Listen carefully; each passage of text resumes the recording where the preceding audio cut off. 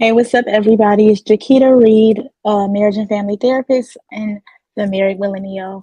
I'm coming to you all today. Again, I wanted to talk. If you see the title, it's about compatibility, relationship compatibility. What is compatibility, right? We hear people talk about it so often, so much. And oftentimes we're in relationships and we're not even sure if we are compatible with the person we're with, or are they compatible to us? And if not, how do we make that work? Do we end the relationship? Do Is there something that we can do to become more compatible? So I'm going to be talking about that today. So I'm just waiting for people to join if you want to. If not, I'm going to still get started. But just give me a second, and I just want to make sure everything is okay on YouTube. So if you are joining from the YouTube, welcome, hello. If you are joining, hello. I'm just getting things started, so give me a second. Thank you.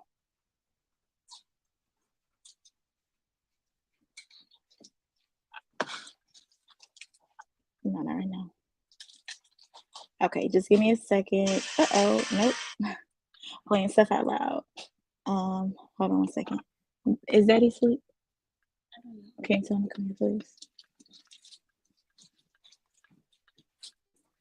Sorry, guys. I'm just waiting for my hubby, so I need to make sure that YouTube is live or that y'all can at least see me. Who knows? Hey, babe. Can you see if I'm live on YouTube? I'm sorry. Thank you. Oh, I didn't know you was on the phone. Oops.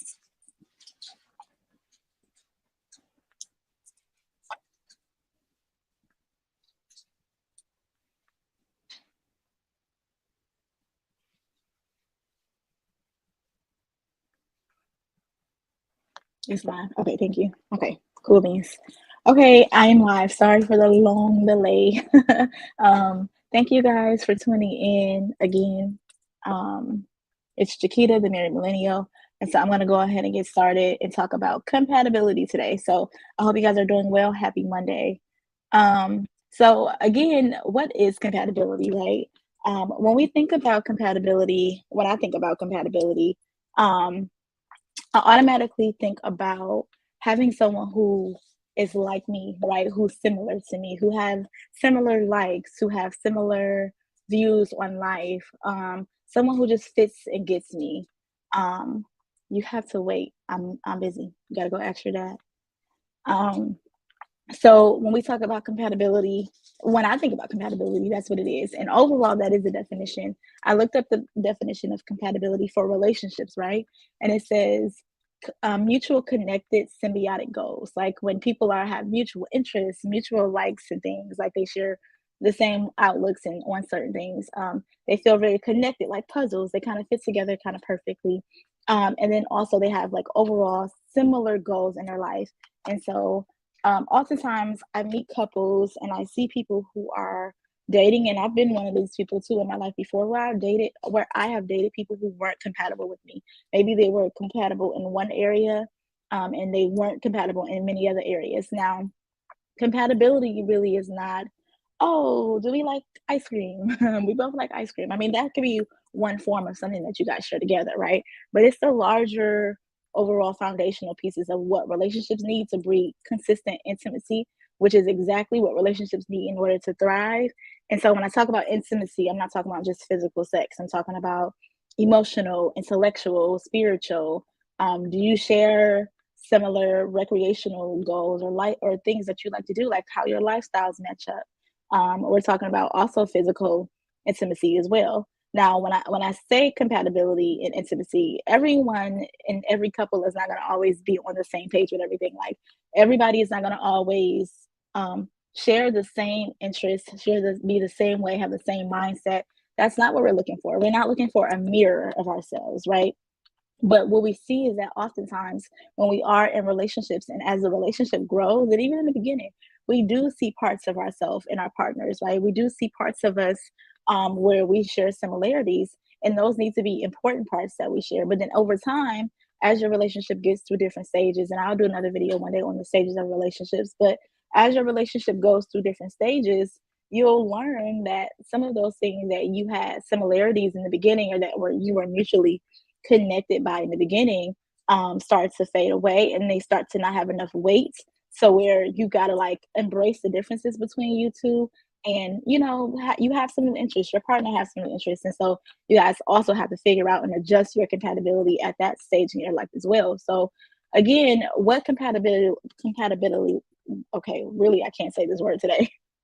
But what compatibility looks like in relationships is one, again, having someone who you feel safe with, you feel it's okay to be vulnerable with. Like, you don't have to show up as this hard shelled person. You don't have to put the part of you that's constantly protecting yourself because they make you feel safe. Emotionally, you feel connected to them, right? When they leave, you miss them, they miss you. That's a mutual feeling of like, oh, I miss being around you. So that's that emotional intimacy that we want. That's a good compatibility. What an incompatible relationship looks like on the emotional level could be, again, you don't feel safe. Like, you don't feel like this person is guarding you. You don't feel like they're protecting or they have your best interest at heart. You don't feel like, you feel like they're kind of out for self, right? And of course, there are some characteristics in people that needs to be developed. But again, it's all about accepting influence. Is your partner or are you ready and okay with accepting influence? If I say that you are making you seem very guarded, or you seem or it's I don't feel really safe talking to you, are you going to correct that, right? Because these are things we can work on. I'm not saying that compatibility is, oh, everything about you has to be perfectly fit into me and everything about me has to be perfectly fit for you. No, but the overall arching goal and idea of compatibility is that you guys can come together and fit together to make each other's needs a priority, even if it's not something that you automatically do, but you figure out other ways to allow your partner to have their needs met too. Of course, whether that's through friendships, consensual non-monogamy, whether that's through something that you're willing to, work on to help your partner through. These are all valuable avenues on how to help your partner get their needs met, right? And so compatibility is not you doing and being everything and all things for your partner. It is about coming up with and having empathy for, and really strategizing on how to make sure that each of you are happy in this relationship together. When we think about compatibility, we also think about recreational compatibility, like lifestyle, the things that you like to do. I know a lot of times people are introverted or extroverted, or people. One person is very outgoing, one person is usually very chilled. I see this across many relationships, right? And again, there are going to be different areas that different couples are highest in compatibility in certain categories, and some couples are going to be on the lower end of compatibility in other areas. Again, that's not a deal breaker. It just means that there needs to be conversations. There needs to be conversations on how to get those needs met for your partner in a relationship. You don't want to ignore it. And what I see sometimes is that um, in dysfunctional relationships or relationships where the compatibility on a lifestyle level is low, I often see Tiana. I'm working, baby. It's too much noise. I often see that, um, in those relationships, that one partner is very hostile towards the other person's. Like, well, why do you like that?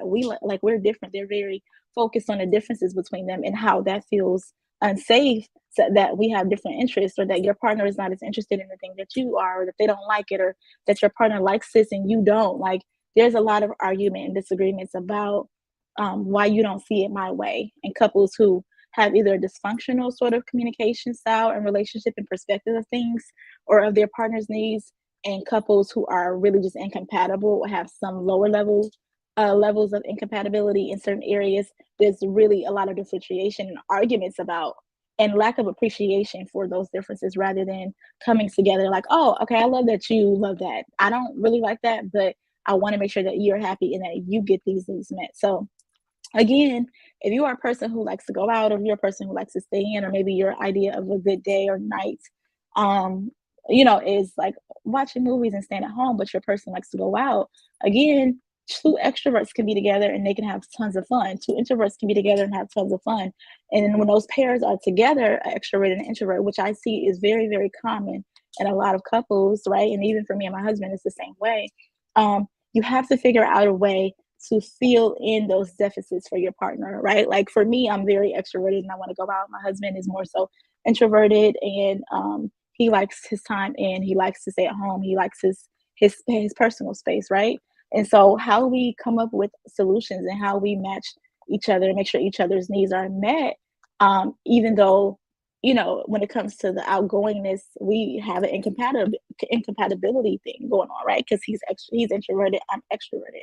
But what happens is we have conversations about what it is that I need. I tell him, hey, I need to go out this many times a month or this week, or I need to do these things. I need to get some fresh air at least once a day. And so he knows that he's okay with that. And he's like, hey, I need to have space sometimes, and I can't go out and be around loud people or loud environments all the time. And so we make it work to where sometimes I go out without him. Sometimes I'll take the kids. Sometimes he's staying in. Sometimes we go out together. There's just various ways that we work this out. And so again, compatibility is not that like, oh, you're A and I'm A. You like green and I like green. It's not about that. It's really the larger scheme of how do you fit together, and if you don't, how do you make sure that each of your needs are met, right? Like that you feel fulfilled and desired in this relationship. And again, that does not have to always be through your partner giving and receiving those things for you directly. So be mindful about that. And I think that there's a big misconception sometimes that people think that all of our needs need to be met by our spouses and by our partners, but that's not true. So again, realizing that um, you're all of your things are not going to be met by your partner, and that's okay. But having a conversation and allowing them, and you being open to making sure and see how they can be met other ways is really, really important. And I think that speaks volumes on intimacy level when it comes to recreational activities and lifestyle, right? The next piece of intimacy that is so important for compatibility to look for is like how well and how good are your conversations? Like, are you able to have intellectual conversations with this person? Like, are you able to talk about these various things, or are you finding that your partner are often rants about stuff that you don't even care about and like you don't even want to listen to? And again, you can have very different interests in things. You don't have to like and want to talk about, astronauts or to talk about furniture all day. Like, that's not what I'm saying. I'm just saying that when you do have conversations, are you guys able to match each other's intellect, and are you guys able to match the energy of having long conversations? Me and my husband have sometimes 2-hour conversations about everything in the world, and they'll just jump from one thing to the next, right? Our conversational intimacy, our intellectual intimacy is top notch for me, right? And so that is one of our highest areas of intimacy. And so to me, being able to talk to your spouse, have those conversations, and they're not looking at you all the time like, why are you talking about this? Like, you're always so serious. And then this other person not serious at all, and they don't ever want to talk about these serious things. Or, you have someone who's very playful and you like, why can't you be a little bit more, you know, deeper in your thinking and in our conversation? I don't want to be so superficial. That is compatibility. Again, these are things you can acknowledge in a dating phase where you meet someone and like you like to be stimulated and talk about all these deep things, but then they aren't very, they're not willing to go deep, and you have to often pry things out of them, or you find yourself feeling really, very awkward and weird around them because they don't have much to say. Well, you guys probably aren't intellectually compatible. And to think about that, is that something that's high on your compatibility list? If it is, then you may want to consider not being the person you be in a relationship with. Maybe you could still say something to them about it, and if they're willing to work on it, cool. But people are who they are. And sometimes those things are harder to change. Like if I care about major issues, or if I'm able to go deeper in my conversation, that's more something of a character thing. I don't really know if people can switch and change that and become more of a conversationalist or intellectual person for you if that's not really their thing. So that's something to consider and keep in mind. Um, the next thing that I want to talk about is, again, your spiritual intimacy, right?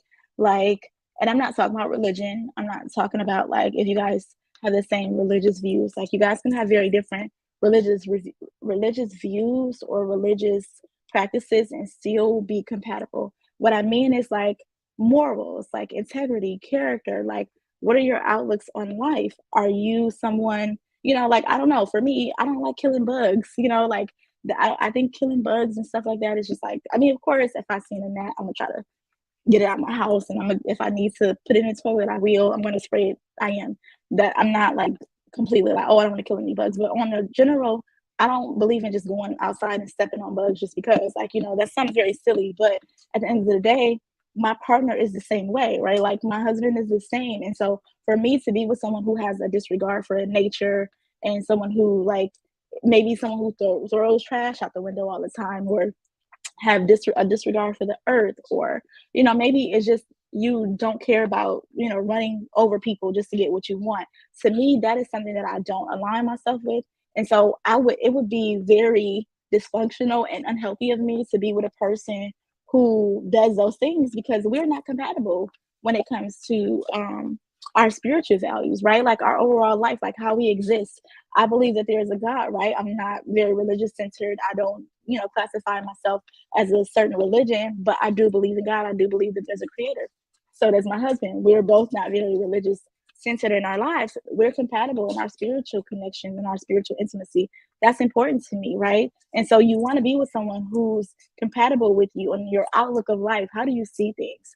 Are they a good person? Do they care about being a good people to people? Like, what are those things that really aligns you with people? And again, if this person is telling you that they don't care about other people, they're saying F everybody, or and that's who they really are. Of course, that's not the shell and the mask, but if that's who they really are, then and it's not who you are, is it really a good idea to be in a relationship with them? Because you're going to constantly have clashes about that. And especially when you have children together. Oh, one person's going to be telling the kid, oh yeah, if somebody step in your face, slap them, right? And the other person is going to be saying like, hey, no, talk first, and then we go from there. Would those things show up in very deeper ways as the relationship go if you are not spiritually compatible on a deeper level, right? So those are things to consider. Please let me know if you guys need other examples.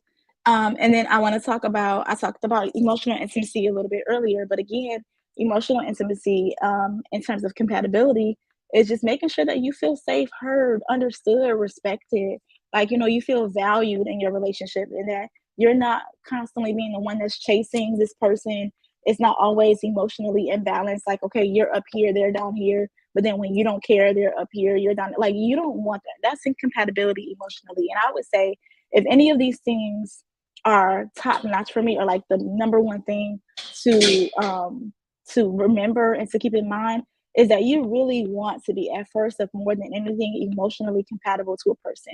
Again, you can share lifestyles, you can have similar lifestyles, you can have a similar sexual desire level of intimacy, you can have good conversation. All of those things are great. But if emotionally you guys are not connected and are not able to fulfill and be on that highest level of intimacy there, I just really think that the foundation of your relationship is not as stable as it could be. And again, to me, it's a natural thing to be emotionally intimate and connected to somebody. So you want to be mindful of emotional intimacy all around, right? Again, that's looking like feeling safe, being able to tell secrets to this person, um, being able to be transparent, having trust, right? Like, and feeling safe telling them things, like they feel like home. I always hear this term, and I think about it when I'm with my husband. Like, he makes me feel home. Like, even when I lay on him, even when I hug him or he hugs me, like I feel safe always in his presence. And so in various different ways, and I know that he will not harm me. I know that my safety and well-being is of his best interest, and that he considers me. I probably said it all crazy, but I just think it's so important to really feel loved and seen by your partner. And so if you're already in a relationship and your emotional intimacy is not where it's at, where like you feel like you can't really speak up about things you don't like, you can't really share your deep desires, like you can't really tell them how you feel or be open, or you can't really share all of you. Like, you got to be a compartment, like you got to be a compartmentalized person of yourself, version of yourself, right? Like, you're not the full version. If that's what's happening, then it's time to have some conversations in your relationship that's talking about, hey, I don't really feel super connected to you emotionally. I want us to be on a deeper level. And what that looks like is being open about desires, needs, dislikes, right? Is being open about, and that's on all in all facets, right? Like, in what you need physically, emotionally, mentally, what you need in your life, like your living environment. What are some things that you need to share with your partner in order for you guys to get emotionally more connected, and allow them to have that space, and without judgment, without hostility? Because people need what they need. I don't feel like there's a debate to that, right? Like either you're with it or you're not, or either you guys are gonna figure out a way to adjust to make sure that you both are happy. But there's no right or wrong way for a person to feel like they need something in their relationship or for themselves, and we cannot debate that. And oftentimes I do see couples debating what someone needs or what, like, you can't tell me what you're not doing for me because, like, I'm telling you what it is. I'm not gonna make that up, right? So just being mindful of that. The last thing that I want to say when it comes to compatibility is about just physical compatibility, right? Like it really comes down to that emotional, sexual compatibility. Like, are your kinks the same? And even if they're not the same, is your partner open to your kinks? Like, do they have certain limits? Like, are they more conservative in when it comes to sex? Are you more explorative? Like, what is it really that you guys are compatible about? Like, how are you guys able to build that physical intimacy in a relationship when it comes to types of sex, how frequent you want to have sex, like your libido?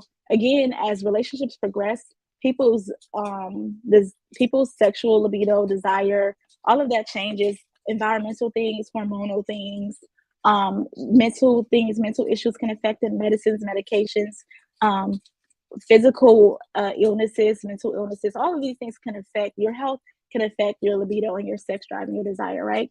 So being mindful that sometimes in the beginning, if they're compatible, they're compatible. That means that overall you guys are compatible. But there will be times in your relationship where things are not equal, right? Somebody wants it more than the other person. Somebody's like, I'm completely like, I don't care about sex. It's not a priority to me. Sorry, I can't talk. I need to go eat.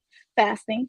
But then the other part of that is that really, maybe the other person really wants sex a lot and they're not getting their needs met.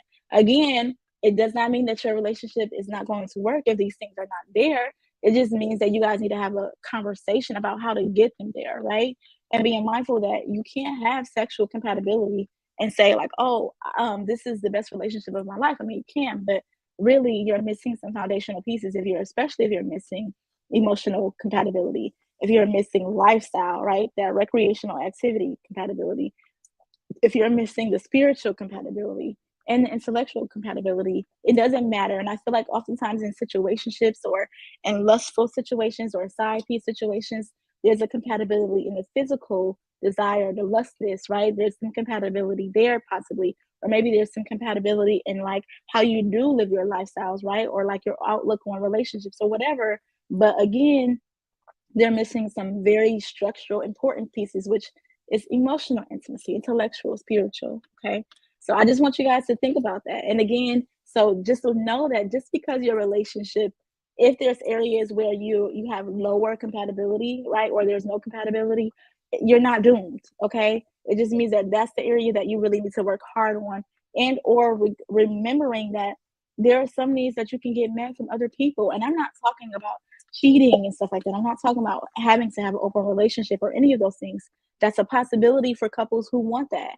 But there's also the faucet and facet of you being able to have friends and peers and social groups, and being able to get that fulfillment through your life, maybe work people, like just being able to have people who have interests as you, and being allowed the space and opportunity to explore those things and to be that and be in that space without judgment from your spouse if they have something different.